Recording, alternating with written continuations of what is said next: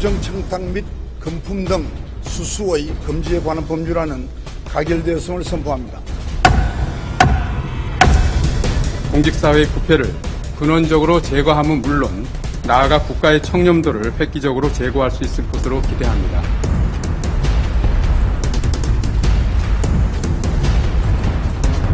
한국 사회에서는 정의라는 게 있는데 너무 야박하지 않나. 부정부패가 너무 심하잖아. 특히 고위층 엘리트 카르텔이 깨기 위해서는 반드시 해결해야 돼요. 2년 반을 끌어온 이른바 김영란법이 국회를 통과했습니다. 정식 명칭은 부정청탁 및 금품수수 금지에 관한 법률인데요. 말 그대로 부당하게 청탁하지 말고 돈 주고 받지 말라는 겁니다. 어찌 보면 당연한 것인데 이렇게 논란이 많은 건 그만큼 우리 사회에 접대와 청탁 문화가 뿌리 깊다는 방증일 겁니다. 앞으로 떡값, 촌지, 향응 같은 말들이 뉴스에서 좀 줄어들 수 있을까요? 김영란법과 한국 사회의 접대 문화를 짚어봤습니다. 건설업체 대표 정모 씨가 검사들에게 접대했던 내용을 밝힌 검사와 스폰서, 묻어버린 진실이라는 책입니다. 정 씨의 이 폭로가 김영란법을 탄생시킨 씨앗이라고도 할 수 있습니다. 지난 2010년 정 씨의 접대 내용이 보도되면서 이른바 스폰서 검사 사건이 터졌습니다. 특검까지 도입됐지만 관련 검사들에게는 모두 무죄가 선고됐습니다. 재판부는 관련 검사가 정 씨로부터 향응과 현금을 받은 것은 맞지만 직무와 관련됐다는 근거는 없다고 밝혔습니다. 너무 충격이 크고 너무 엉뚱한 방향으로 결론이 나고 해서 사실은 모르겠습니다. 지금도. 예. 자괴감이 들고 씁쓸하고. 뒤이어 터진 이른바 벤츠 여검사 사건.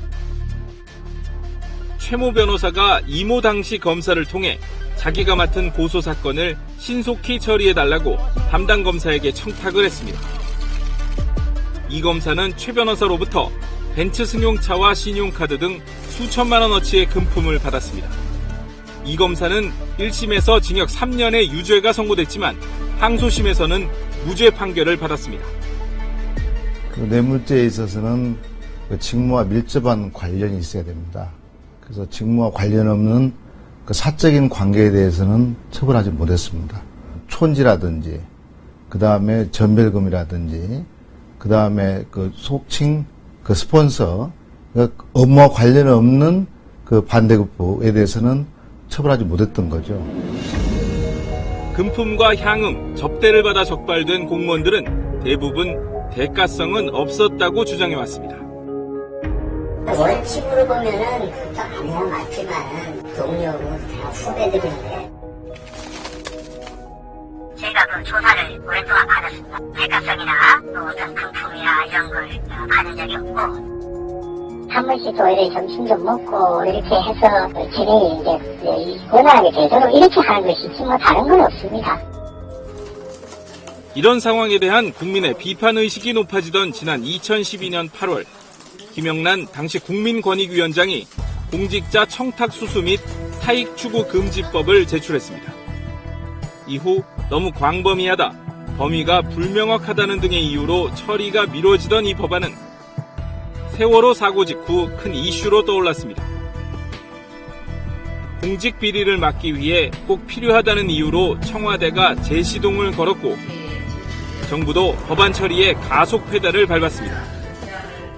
지금 정부가 제출한 일명 김영란법으로 불리는 부정청탁 금지 법안이 국회에 제출되어 있습니다.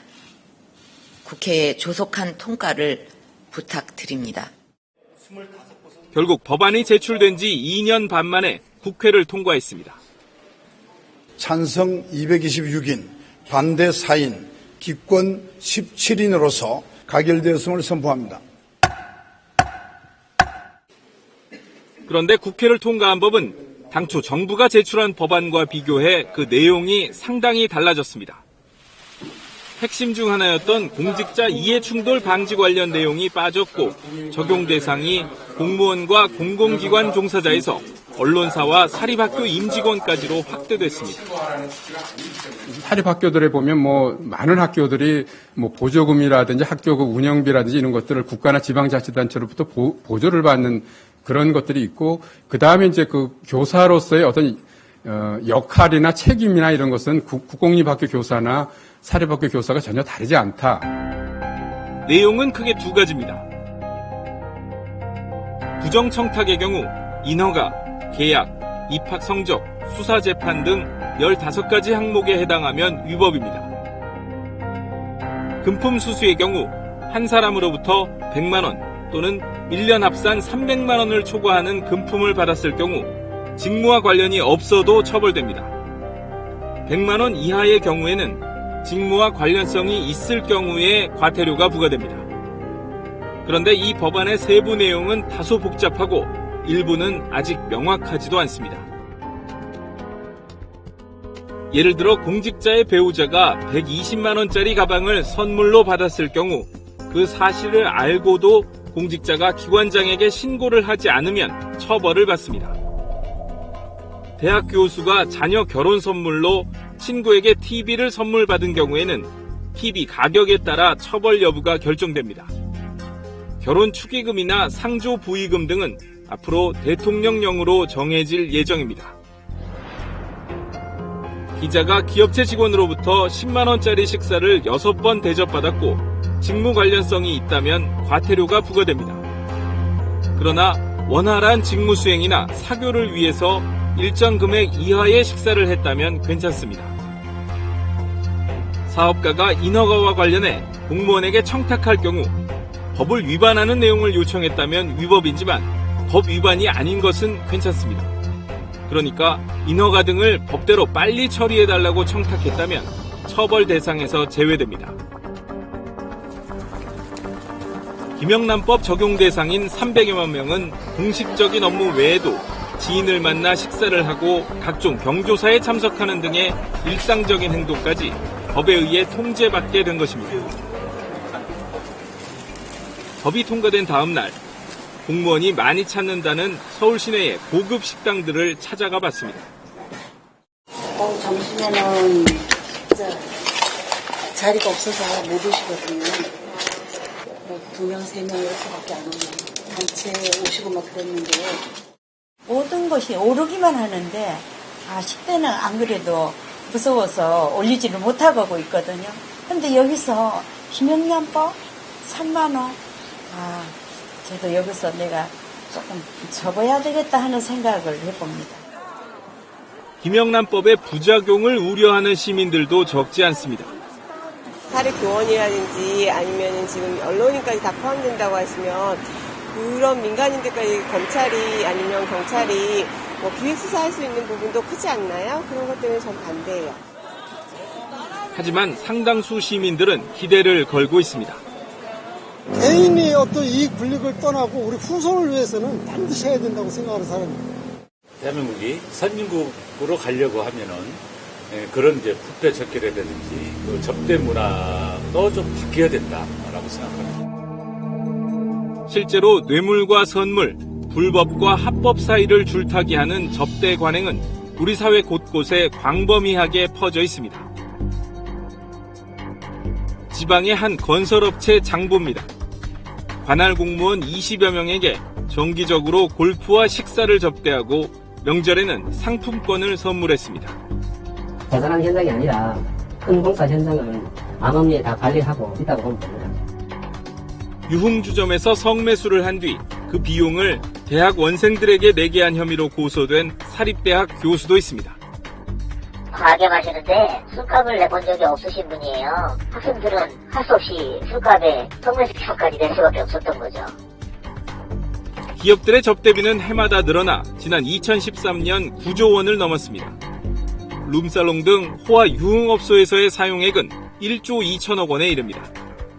접대 문화의 가장 문제는 공정한 경쟁을 이제 가로막아서 결국은 이제 모두가 힘들어지고 모두가 서로를 불신하게 되고 그러니까 감시하기 위해서 또 사회적으로도 많은 비용이 또 들어가게 되고 또 그 결과에 대해 승복하지 않고 큰 기대에도 불구하고 김영란법은 국회에서 졸속 처리되는 바람에 불완전하다는 약점을 가지고 있습니다.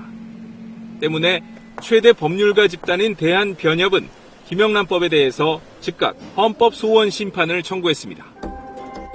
민간 영역에서 시민단체, 금융회사 등은 빠지고 언론, 학교만 포함된 것은 헌법상 평등의 원칙을 어겼다는 주장입니다. 정책 결정 과정 등에서 교사보다 훨씬 더 큰 영향력을 가진 시민단체 간부가 공공성이 없다고 분류된 것입니다. 여야 정당들이 시민단체의 눈치를 본 것 아니냐는 지적이 나옵니다. 또 부정청탁의 개념이 애매해 명확성의 원칙에도 위배된다는 겁니다. 특히 이 법은 수사기관의 언론 길들이기 수단으로 악용될 수 있다는 우려가 큽니다. 어떤 행위가 처벌 대상이 되는지 법적으로 명확하지 않기 때문에 검찰이나 경찰 등 권력기관이 비판적인 언론인을 겨냥해서 김영란법을 적용할 수도 있다고 법률 전문가들은 지적합니다. 특히 언론과 긴장관계를 유지하고 있는 국회의원들이 김영란법 적용 대상에 언론인들을 포함시켰습니다. 입법부 스스로 언론 자유를 보장하는 헌법 정신을 정면으로 위배했다는 비판이 제기됐습니다. 언론인을 처벌 대상에 포함시켰다는 점은 언론의 자유를 침해할 수 있고 유예기간 1년 반이나 남았지만 침해 우려가 있다는 점만으로도 위헌의 여부를 다툴 수 있습니다. 언론인과 사립학교 교원을 법 적용 대상에 끼워 넣은 국회의원들은 원안에는 없는 부정청탁 예외 조항을 만들어서 자신들은 법망에서 빠져나가는 집단 이기주의 행태를 보였습니다. 국회의원들이 우리가 민원 들어주고 주민들로부터 또 그 민원 처리를 해야 되는데 그럼 우리도 그러면 똑같이 부정청탁 받았다고 해서 처벌받아야 되냐, 과태료 부과돼야 되냐 등등의 아우성이 있으니까 아마 이제 국회의원들한테는 조금 완화시켰던 거라고 생각됩니다. 위헌 소지가 있는 내용을 다듬되 실효성을 유지하는 것과 공직자 이해충돌 방지에 관한 추가 입법, 시행까지 1년 6개월을 남겨둔 김영란 법안의 숙제입니다.